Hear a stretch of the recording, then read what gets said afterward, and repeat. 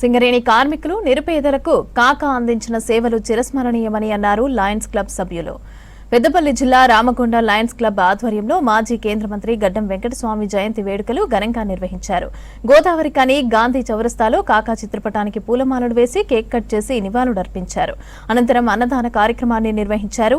కాకా బడుగు బలహీన వర్గాలకు చేసిన సేవలను గుర్తు చేస్తూ ఫ్లెక్సీలను ఏర్పాటు చేశారు లయన్స్ క్లబ్ సభ్యులు.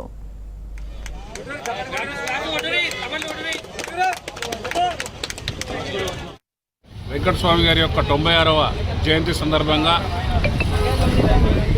స్థానిక చౌరస్తా యందు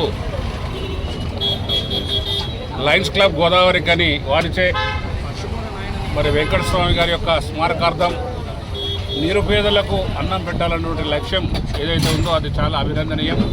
లయన్స్ క్లబ్ సభ్యులందరికీ కూడా కాంగ్రెస్ పార్టీ పక్షాన వెంకటస్వామి గారి కుటుంబం పక్షాన వారికి ధన్యవాదాలు తెలియజేస్తున్నాం. ముఖ్యంగా ఈరోజు వెంకటస్వామి గారు ఎప్పుడు కూడా గరీబుల గురించి, బీపీఎల్ దిగువ కింద ఉన్నటువంటి వాళ్ళ గురించి ఆలోచించేవాడు.